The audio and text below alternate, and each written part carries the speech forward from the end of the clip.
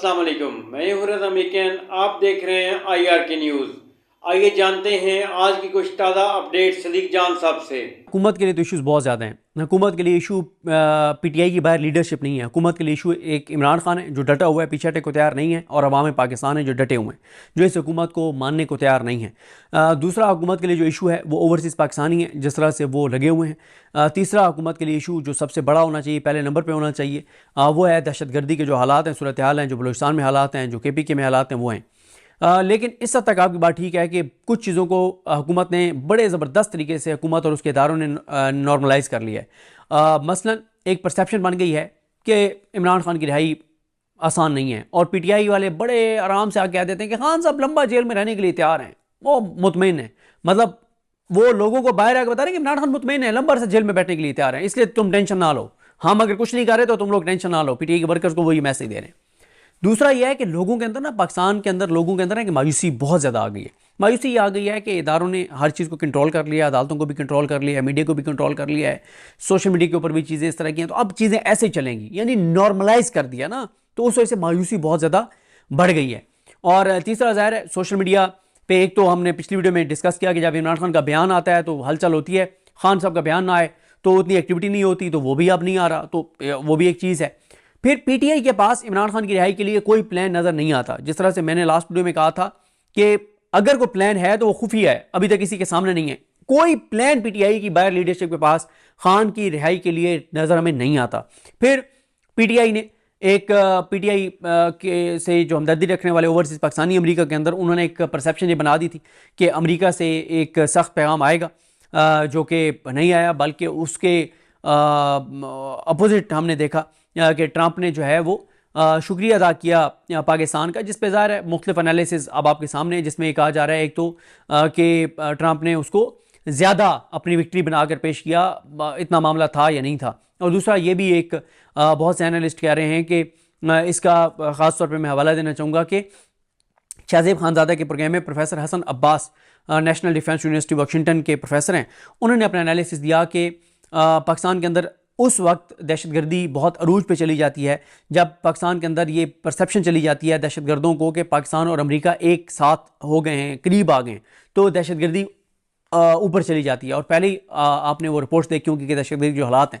और फिर अब इसका उन्होंने भी कहा, प्रोफेसर हसन अब्बास ने भी, कि अब देखने की जो इसका बैकलैश आएगा पाकिस्तान के ऊपर, उसको पाकिस्तान कैसे जो है वो काउंटर करता है। तो ये बात इस हद तक दुरुस्त है कि लोगों के अंदर एक, PTI के वर्कर्स के अंदर, लोगों के अंदर एक मायूसी है कि PTI की लीडरशिप के पास कोई प्लान नहीं है। ये एक रियलिटी है कि हुकूमत और उसके इदारे कामयाब हो गए हैं इमरान खान के साथ बाहर का राब्ता मुनक़ता करने में, हफ्ते में एक मुलाकात कराते हैं, और इस हद तक इदारों की कामयाबी है कि उन्होंने KPK हुकूमत को 100% मैनेज कर लिया है कि KPK हुकूमत से इमरान खान के लिए कोई आवाज़ आपको नज़र नहीं आती। इस हद तक इदारों की कामयाबी है कि उन्होंने PTI को इस हद तक मैनेज कर लिया है कि आपको बैरिस्टर गौर या सलमान अकरम राजा जो हैं, या जुनैद अकबर अडयाला के बाहर, या उमर यूब अडयाला के बाहर कैंप लगा के एहतजाज करने की बात करते हुए नज़र नहीं आते। तो ये इदारों की और हुकूमत की इस हद तक कामयाबी है, मीडिया को कंट्रोल कर लिया सारी चीज़ों को, तो इस हद तक उनकी कामयाबी है। सारी अब गेम इमरान खान के हाथ में है। लेकिन मैं आपको ये चीज़ बता सकता हूँ कि ये जो एक सकूत सा आ गया ना, या क्या आप इसको लफ्ज़ कहेंगे कि एक ठहराव सा आ गया है, हर चीज़ रुक सी गई है, जमूद है, ये ज़्यादा देर नहीं रहेगा। आप एक चीज़ ना पिछले 3 साल में नोट करें, पिछले 3 साल में ना कई ऐसे मौके आए जब ऐसा लगा कि हर चीज़ ख़त्म हो गई है, हर चीज़ फतह कर ली गई है, हर चीज़ ख़त्म हो गई है, इमरान खान की कहानी ख़त्म हो गई है, इमरान खान की सियासत ख़त्म हो गई है, और बस ख़त्म हो गया सारा कुछ। कई ऐसे मौके हैं, लेकिन अचानक इमरान खान ने ऐसा काम किया कि एकदम में हर चीज़ बदल गई, और ऐसी हलचल हुई कि दोबारा मामला जो है वो पीक पे चले गए, और लोगों के अंदर एक उम्मीद पैदा हो गई।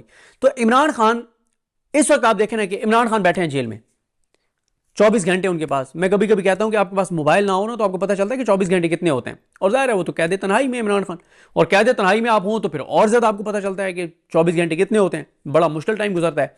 तो इमरान खान जो कि जाहिर है बुक्स पढ़ते हैं और एक्सरसाइज करते हैं, तो इमरान खान साहब अब वहाँ पे जेल में बैठे हैं, और वो क्या सोच रहे होंगे? वो ये सोच रहे होंगे ना कि यार, ना मेरी बाहर पार्टी कुछ कर पा रही है, ना जो एक था कि इनके पाकिस्तान के ऊपर कोई दबाव आएगा, इंसानी हकूक़ की पामाली, उन चीज़ों पे ना वो आ रहा है, और ना इनको दहशतगर्दी से कोई फ़र्क पड़ रहा है, ना मुल्क के अंदर अनसर्टेनिटी से फ़र्क पड़ रहा है, ना ब्रेन ड्रेन से फ़र्क पड़ रहा है, ना जो पाकिस्तान से लोग छोड़ के जा रहे हैं उससे फ़र्क पड़ रहा है, ना टैक्स कलेक्शन कम हुई है उससे फ़र्क पड़ रहा है, ना कारोबार बैठ गए उससे फ़र्क पड़ रहा है, ना 2-2.5 करोड़ अभी साल 1.5 साल में 2 साल में लोग खत गुर्बत से नीचे चले गए ना उससे फ़र्क पड़ रहा है। मतलब 26 नवंबर से भी कोई फ़र्क नहीं पड़ा, तो कोई फ़र्क तो इमरान खान कोई नया प्लान कर रहे होंगे, डेफिनेटली कर रहे होंगे। क्यों? क्योंकि मैटर इमरान खान करता है और वो इस वक्त जेल में है और उसको अपनी रिहाई से ज्यादा पाकिस्तान की फिक्र है। इमरान खान के जितने लेटर्स सामने आए सब लेटर्स में देख लें, मुल्क की बात है, पाकिस्तान की बात है, पाकिस्तान को बचाने की बात है। तो मेरा ख्याल है कि इमरान खान आप देखेंगे विद इन 7 to 10 डेज मेरा ख्याल है कोई ऐसा बड़ा ऐलान करेंगे, उसके बाद दोबारा हलचल मचेगी और दोबारा चीज़ें जो हैं वो बड़ी गर्म हो जाएंगी। पूरे पाकिस्तान में जो PTI के उहदेदारान हैं, जो जिनके पास तंजीमी मरकजी जिम्मेदारी हैं, निचले लेवल पे बात नहीं कर रहा, उसमें से अगर कोई सही हक अदा कर रही हैं तो वो आलिया हमजा हैं। PTI की तंजीम में बात कर रहा हूँ, ठीक है।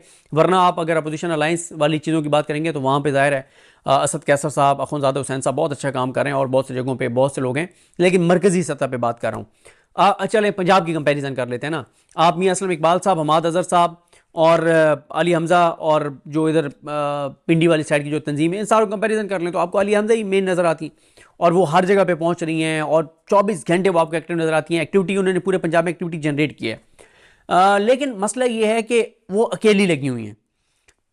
फर्क तब पड़ेगा जब एक कलेक्टिव चीज़ होगी ना कि KPK के लोग भी एक्टिव हों, जुनैद अकबर भी एक्टिव हों। जुनैद अकबर में शुरू में बड़ी बातें की, ये कर दूंगा वो कर दूंगा, लेकिन जीरो, ठीक है, कोई आपको चीज़ें जुनैद अकबर करते हुए नजर नहीं आ रहे। तो इसलिए आलिया हमजा तो बेस्ट काम कर रही हैं और इसलिए इमरान खान ने लास्ट मीटिंग में कहा कि आलिया हमजा को फुल सपोर्ट करें और 100% उसको इख्तियारात दें। लेकिन उनकी एक्टिविटी जो है ये उस वक्त सूदमंद साबित होगी जब पूरे पाकिस्तान के अंदर एक एक्टिविटी शुरू होगी। उधर हलीम आदिल शेख साहब भी एक्टिविटी करते हुए नजर आ रहे होंगे, उधर जुनैद अकबर भी एक्टिविटी करते हुए नजर आ रहे होंगे, अवाम में सारी चीज़ें, तो फिर फ़ायदा है। और जो मैं लास्ट वीडियो में एक बात नहीं कर सका था, अपोजिशन अलायंस के हवाले से इमरान खान साहब को कुछ कैटेगोरिकल बातें बताई जानी थी इस मुलाकात में, और इमरान खान साहब को यही बताया जाना था कि ऐसा ना हो कि हम पूरी अपनी उम्मीदें वाबस्ता किए रखें मौलाना फजल रहमान साहब से और शाहिद खान अब्बासी साहब से, और ये दोनों में ट्रक की बत्ती के पीछे लगाए रखें, तो ना हम अपना प्लान एग्जीक्यूट कर सकें और ना ये हमें कोई हमारे हाथ पकड़ें। क्योंकि इस वक्त जो हो रहा है ना, वो मौलाना फजल रहमान साहब की जमात के जो लोग हैं वो TV चैनल्स पर जाके बजाय इसके कि अपोजिशन को स्ट्रॉन्ग करें, वो अपोजिशन को कमज़ोर कर रहे हैं और हुकूमत को स्ट्रॉन्ग कर रहे हैं। जब कामरान मुर्तज़ा साहब ये बात ऑन रिकॉर्ड बैठ कर कहेंगे कि PTI से हमारा अलायंस कमज़ोर हो रहा है, जब वो अटैक करेंगे PTI को, जब वो अपोजिशन को अटैक करेंगे, तो इससे हुकूमत स्ट्रॉन्ग होती है ना और अपोजिशन अलायंस कमज़ोर होता है। ये जो शाहिद खान अब्बासी साहब और मिफ्ता इस्माइल हर TV चैनल पर जाके कह रहे हैं कि नहीं हम सड़कों पर आने के लिए तैयार नहीं है, कभी किसी अपोजिशन ने ये किया है?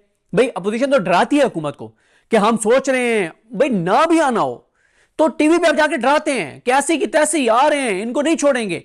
आप खुद ही TV पे बैठ के मिफ्ता इस्माइल साहब और शाहिद खान अब्बासी साहब कह रहे हैं कि नहीं हम सड़कों पे नहीं आएंगे, हम इसके खिलाफ है सड़कों पे आने। तो फिर सड़कों पे आपने नहीं आने तो आपकी तकरीरों से ही शबाश उतरेगा, आपकी तकरीरों से यहाँ पे कोई इंसाफ को बोलबाला होगा, ठीक है। जिन्होंने 26 नवंबर कर दिया वो आपकी तकरीरों से कोई यहाँ पे मुल्क के अंदर कोई चीज लेके आएंगे। फिर एक और बात, कामरान मुर्तजा साहब जब वो TV पे बैठ के कहेंगे कि अपोजिशन का अलायंस कमजोर हो रहा है तो इससे हुकूमत को कॉन्फिडेंस नहीं मिल रहा, तो क्या मिल रहा है? तो इन चीज़ों पे मेरी इतला ये है कि अगले 2-3 दिन में बड़ी अहम मीटिंग हो रही है, जिसमें कैटेगोरिकल बातें होंगी कि यार आप क्या चाहते हैं, हम क्या चाहते हैं, हो सकता नहीं हो सकता। क्योंकि ये बात ध्यान में रखें कि इस वक्त PTI के साथ जो दिलो जान से चल रहे हैं वो अल्लामा राजा नासिर अब्बास, महमूद खान चकजई साहब, साहबजादा हामिद रजा साहब और किसी अख्तर मिंगल साहब हैं।